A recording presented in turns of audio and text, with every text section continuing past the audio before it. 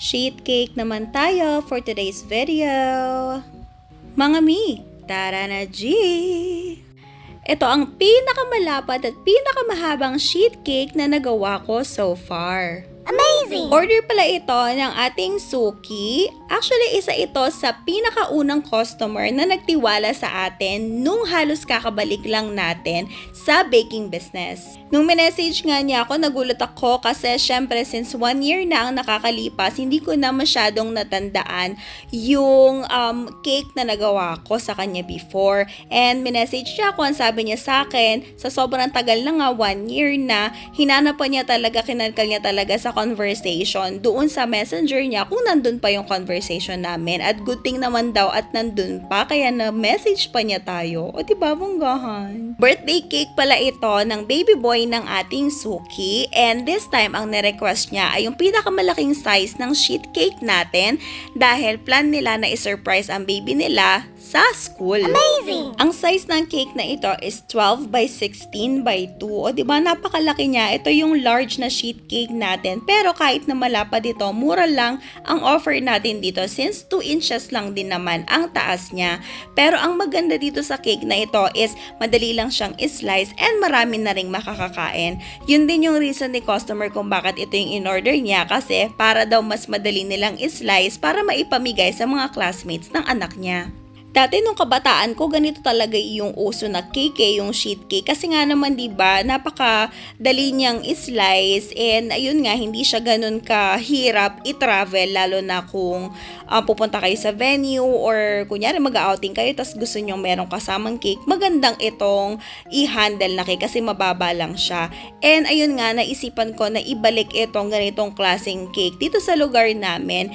And ang difference lang is gagawin natin siyang customized cakes. Amazing! Sa panahon kasi ngayon, yung mga ganitong sizes and shapes ng cakes, dedication cakes na lang sila na nabibili sa, alam nyo na, sa mga sikat na cake shop like RR and Goldie. Pero syempre, ayun nga kasi 'di ba, gusto natin na mapagbigyan yung mga request ng mga customers natin, kaya naisipan nating isama ito sa venue or sa menu natin.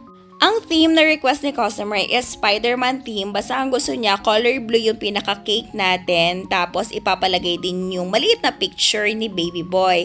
And bahala na daw tayo sa design, basta Spider-Man. Sa mga bahala na design talaga, yan yung pinaka-challenge talaga. Kasi syempre, diba, napakahirap mag-isip ng mga designs. Lalo na kapag ka nag-search ka sa internet, napakarami nila. So, mahirap mamili. So, ang ginawa ko na lang is dun sa mga nakita ko online is pinagsama-sama ko na lang. And then, nagkamap ako sa sarili kong design kasi nga yung mga nasa internet din is mga round cakes. So, kailangan natin na ma-maximize itong napakalaking cake na ito. Kaya ganito yung naisip kong design. Paano nga pala natin na-achieve yung ganitong color blue sa icing natin? Bale, Peyotraco na color blue yan na hinaluan natin ng violet. And kung makikita ninyo, 3 layers ng web or yung color white icing yung nilalagay natin kasi kapag ka 1 layer lang yung nilalagay natin is may tendency na mahahawa yung color blue dun sa icing natin, and if that's the case, hindi na masyadong makikita yung pinaka-design. So, kung sakali man na mahawa yung color blue dun sa icing, at least yung pinaka-top layer natin, which is yung 3rd layer, color white pa rin siya. Medyo nahihirapan pa rin talaga ako magsalita sa ngayon, kaya kung napapansin ninyo na medyo garalgal ang boses natin, pagpasensyahan nyo na. Pero syempre, for the content pa rin tayo everyday, kaya ayan. Kung napansin nyo pala kanina, meron na tayong dinrawing na outline dito sa cake natin para hindi na tayo mahirapan mag-drawing sa icing. Gumamit ako ng toothpick para mag-drawing muna, para naman babakatin na lang natin siya ng icing. And ginagawa ko talaga yon normally sa mga art cakes natin.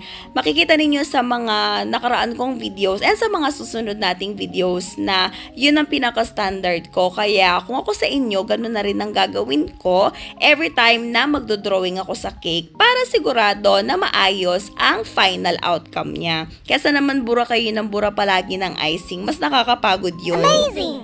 At itong color red na border natin ang nagpaangat talaga sa design natin. O diba nakikita nyo na kahit papano, kahit wala pang masyadong details, maganda na siyang tingnan. And paano natin na-achieve tong red na to? Red na peyotraco lang yan na hinaluan natin ng color yellow. And meron tayong separate video kung paano ma-achieve ang ganyang color.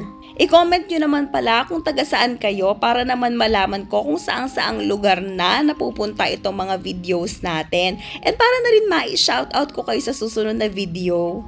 At ito na nga nilalagay na natin yung mga toppers natin. Kung napapansin ninyo, yung pinakamalaking ulo ni Spider-Man, fondant ang ginawa natin para naman mas maganda siyang tingnan. And then yung ibang toppers natin is printed toppers na lang. And then itong dedication natin, which is Happy 5th Birthday Kim Henry, ginawa na lang din nating fondant para mas malinis siyang tingnan. O diba, bonggahan? Isa ito sa mga pinaka-paborito kong cake na nagawa and sana marami ring customers ang mag-order ng mga sheet cakes in the future kasi talaga napakaganda niyang tingnan and simple lang at ayun na nga maraming makakakain at para na rin maibalik natin yung dating uso, diba? At ito na ang final result. O diba, ang syala ng cake natin, napakasarap tingnan sa mga mata. And that's it for today. See you on our next video. Bye!